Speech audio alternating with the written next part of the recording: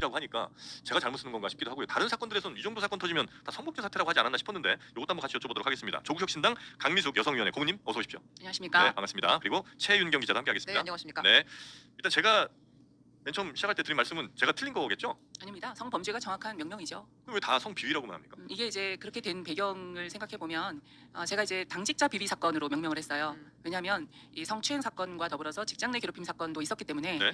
이 여러 사건을 한꺼번에 명명하다 보니까 비위 사건, 당직자 비위 사건 이렇게 부르게 당직자 되었고 비위 사건. 그게 이제 성비위 이렇게 이제 축소해서 또 아. 부르게 되고 그랬던 거죠. 그러니까 성추행이면 당연히 성범죄잖아요. 네, 그렇죠.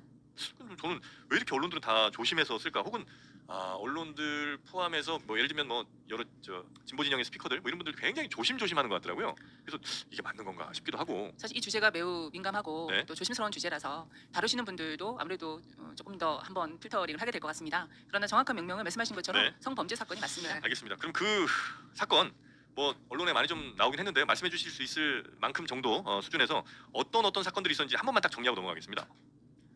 두 건의 성범죄가 있었습니다. 두 건 성범죄. 두 건은 성희롱, 성추행 두 가지가 다 있는 거죠. 네. 그리고 한 건의 직장 내 괴롭힘 사건이 있었습니다. 네. 그렇게 해서 처음에는 세 건으로 시작했어요. 네. 그러다가 조사하는 과정에서 이 직장 내 괴롭힘 사건의 피해자를 조력했던 분이 제소당한 겁니다. 네. 그래서 사건이 하나 더 늘어나게 된 거죠. 그래서 사건은 총 4건이고요. 그 사건은 마지막 사건은 2차 가해 사건인가요? 그러면 그렇게 되나요? 아니면 또 다른? 2차 가해라고 하기보다는 녹음 행위에 대한 평가였기 때문에요. 예. 괴롭힘을 녹음했는데 그렇죠. 그걸 가지고 이제 제소를 했다. 당사자가 녹음 당한 네. 당사자가 제소를 하게 된 거죠. 네. 그리고 여기 또 한 건이 있는 것이 네.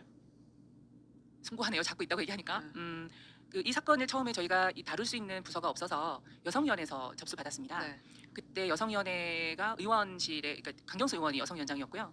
그 여성위원회 실무부를 보좌하는 비서관이 이 사건을 이제 핸들링했는데 네. 직장내 괴롭힘 사건의 그 가해자들이 주로 있는 그 부서의 부서장이 의원실에 와서 폭행한 사건이 있었어요. 이건 그냥 형사 사건이네. 말 그대로 폭행 사건이요. 그렇죠. 어. 그래서 그 사건까지 하면 사실은 사건은 모두 총 5건이 5건이 되는 관련된 겁니다. 사건이. 예. 네.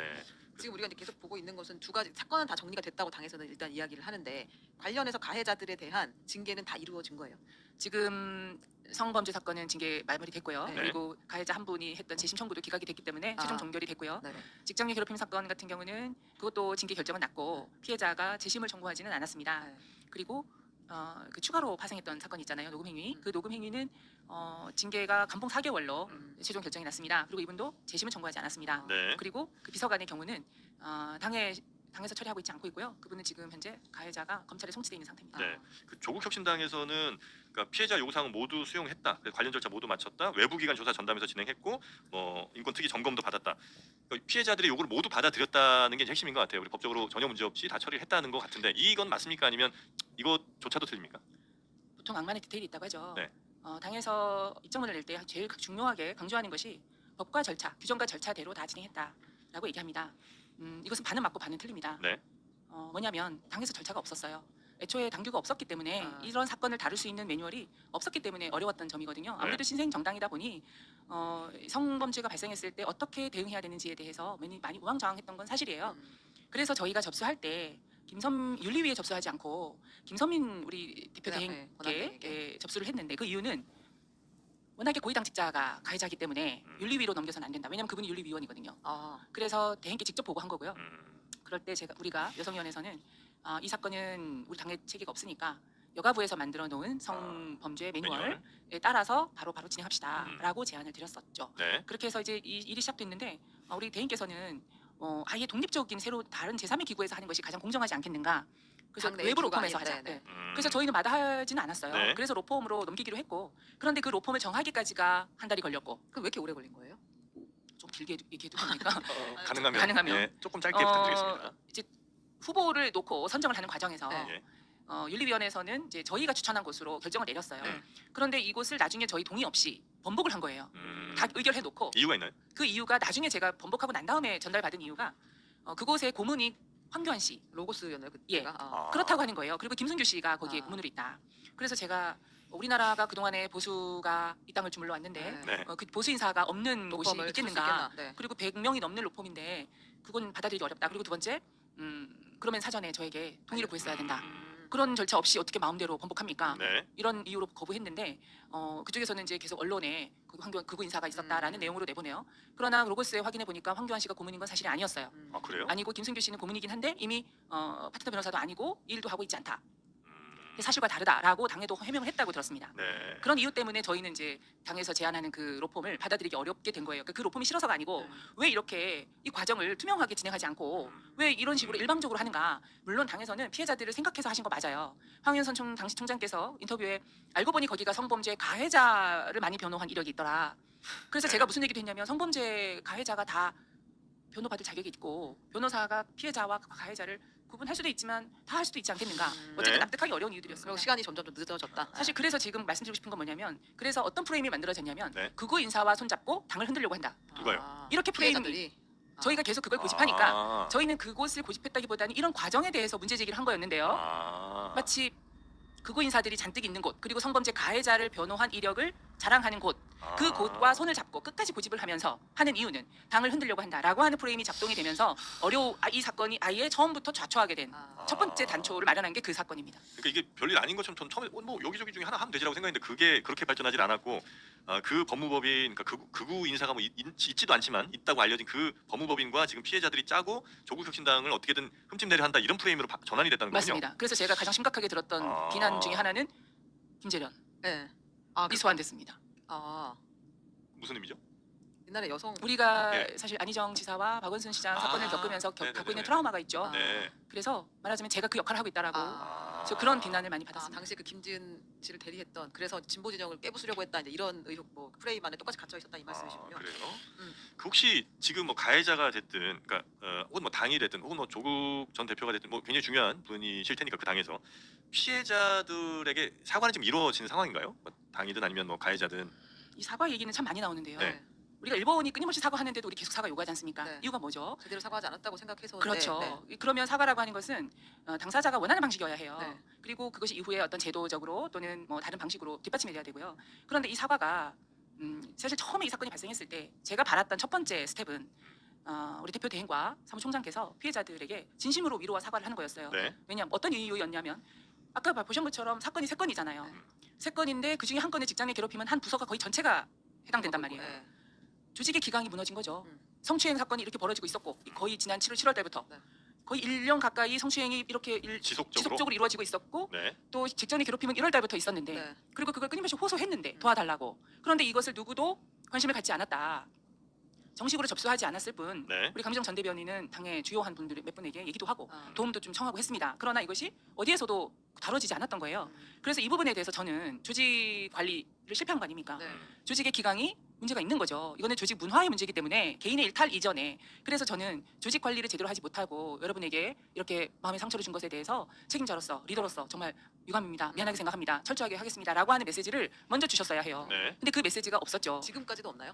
중간에 당원 문자로 사과하셨어요. 전체에게. 예, 전체에게 처음 나간 우리 대행께서 처음 내보낸 당원 문자의 사과는 국민 여러분 죄송합니다. 아. 당원 여러분 죄송합니다. 피해자에게 사과한다는 말은 그 다음이었어요. 그다음이요. 그리고 우리 대행께서는 피해자 중에 한 분을 만나셨어요. 네. 네. 왜냐하면 그 성범죄 두 번째 성추행의 네네. 두 번째 피해자는 지금 현재 당에 있는 분은 아니시거든요. 그래서 그분을 만나서 이제 사과와 위로의 뜻을 전달하셨고요. 저도 그 부분에 있어서 그 대행님의 진심이나 이런 것은 의심하지 않습니다. 네.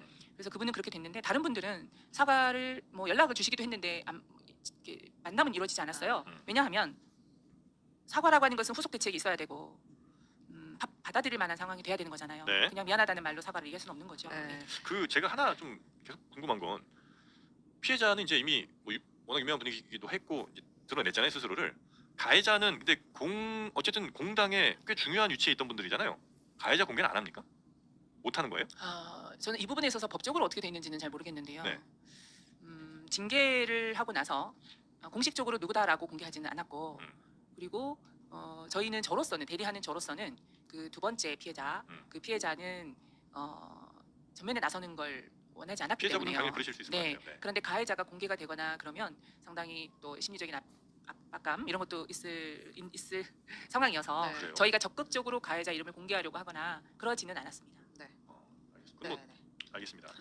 하나만 더 여쭤볼게요. 예. 마지막으로 이 지금 조국 전 대표가 지금 당에서 전부 당직자들이 사퇴한 거 아니에요? 일괄 사퇴 네. 책임지고 물러나겠다라는 모양인데 그때도 역시 이제 제대로 된 사과가 있었는지 잘 모르겠어요. 사퇴하고 나면 그 다음 수순은 뭐지? 이런 궁금증도 좀 생기고 이 사태는 좀 어떻게 보셨나요? 사실 솔직히 말씀드리면 이 과정이 저는 너무나 폭력적으로 느껴집니다.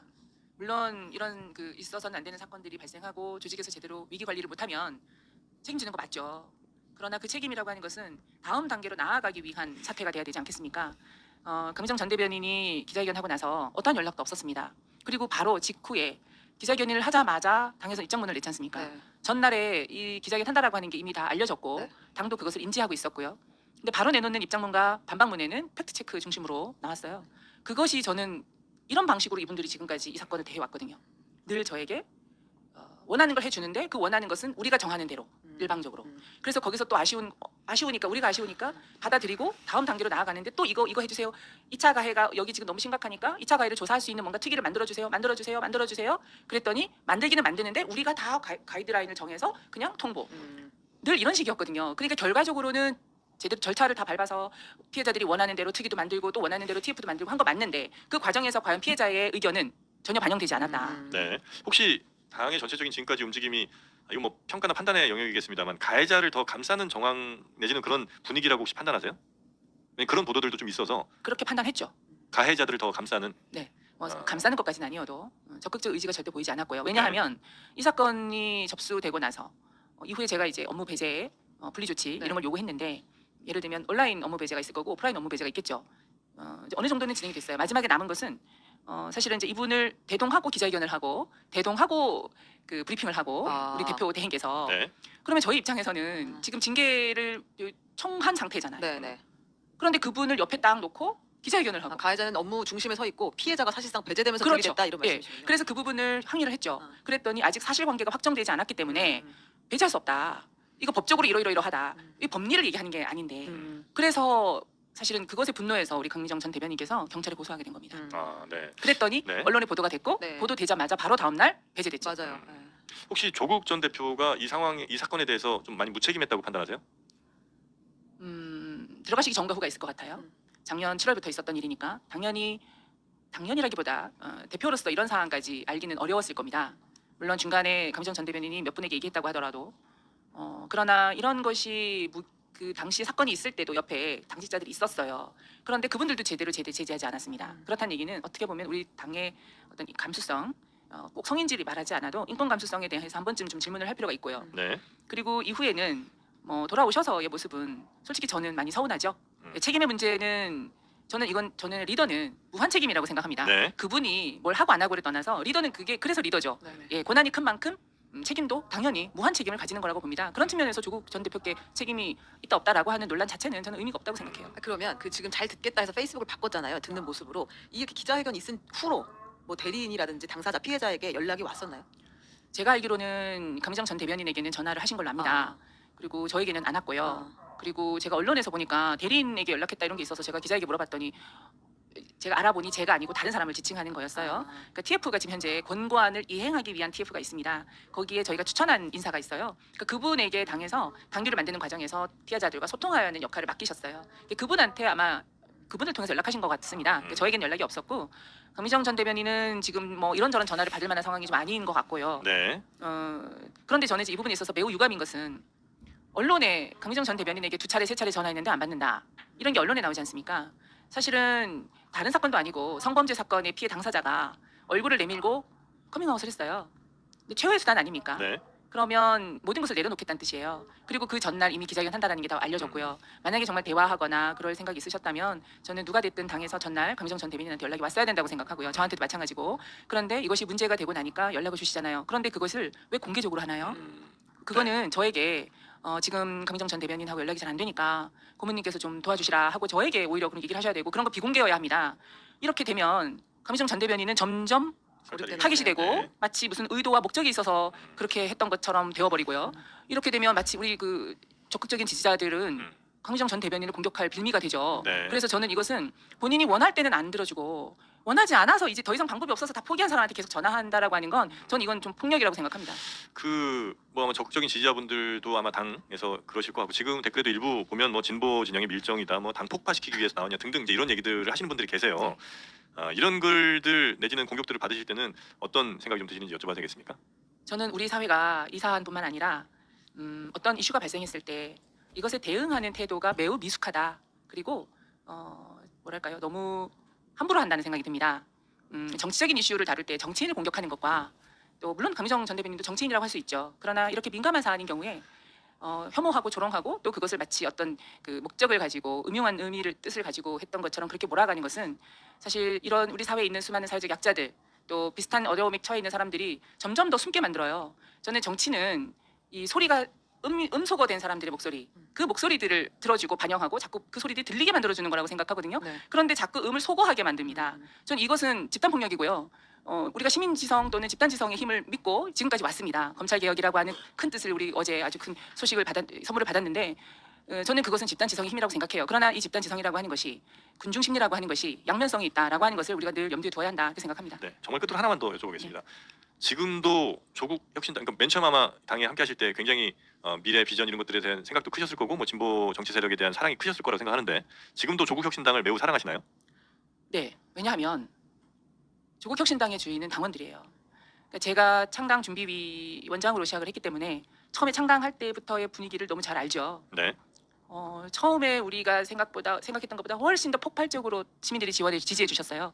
저는 그것은 지난 검찰로부터 가족이 도륙당한 멸문지화를 당한 조국 전 대표에 대한 일종의 부채의식 또 뭐랄까요, 연민, 그리고 이 사람이라면 더 이상 잃을 게 없으니, 그리고 우리 사회에서 억울하고 고통받는 사람들의 마음을 누구보다 잘 알 것이다라고 하는 그런 것에 대한 어떤 그 공감, 이런 것 때문에 우리 당에 더 열광했다고 생각해요. 네네. 실제로 당원들을 만나보면 당원들이 그야말로 민주당에서 하지 못하는 작은 강소 정당이기 때문에 할 수 있는 것들이 있죠. 네, 이 부분에 대한 열망이 매우 커요. 근데 이런 열망을 사실 이런 일로 절망하게 만들고 실망하게 만들어서 너무 송구하고요. 저는 여전히 그런 시스템이 만들어지면 이 당의 주인들, 건강한 주인들이 당을 잘 만들어갈 수 있다라고 아니, 믿습니다. 강민숙 고문께서 죄송할 일은 아니신 거라고 생각이 좀 들긴 하고, 저도 어쨌든 당에 뭐 책임 있는 사람이죠. 그러니까 이 일을 숨기셨으면 죄송한 일인데 이렇게 공론화시키고 하신 걸 죄송하시다고 하면 안 될 것 같은데 조국 전 대표에 대한 희망도 여전히 계속 갖고 계시다는 말씀이신가요 혹시? 그 부분은 조국 전 대표께서 이제 스스로 증명하셔야 된다고 생각합니다. 지금까지는 검찰 개혁이라고 하는 거대 담론이 조국 전 대표의 가장 큰 트레이드 마크였어요. 그리고 사실 이제 그 너머의 사회권 선진국을 얘기해 왔었는데 상당히 추상적이지 않습니까? 이것을 어떻게 구체화하고 어떻게 일상 속으로 시민들의 삶 속으로 들어갈 것인가라고 하는 과제가 남아 있는데 거기에 이 조직 내부에 이런 문제가 지금 이제 불거졌어요. 앞으로 이 조직을 어떻게 운영할 것인가, 정당이라고 하는 조직을 어떤 원칙으로 정당 문화를 이끌어갈 것인가라고 하는 것에 대한 숙제가 무거운 숙제가 남아 있고요. 네. 이것은 조국 전 대표께서 넘어야 하는 산이라고 생각합니다. 알겠습니다. 자, 저희가 조국 혁신당 지금 뭐 강미정 전 대변인의 사건으로 좀 불거진 성범죄 및 직장 내 괴롭힘 사건 관련해서 피해자들의 편에 서셨던 조국 혁신당 강미숙 여성위원회 고문님 모시고 인터뷰를 좀 해봤고요. 잠시 후에는 이동형 작가 모시고 이야기를 또 안 하긴 좀 어려운 상황인 것 같아서 여기 조금 더 보충해서 여쭤보도록 하겠습니다. 고문님 오늘 함께해 주셔서 대단히 감사하고요. 또 피해자분들의 옆에 든든히 좀 서 계셔 주시기를 다시 한번 부탁드리겠습니다. 네, 고맙습니다. 고맙습니다. 감사합니다.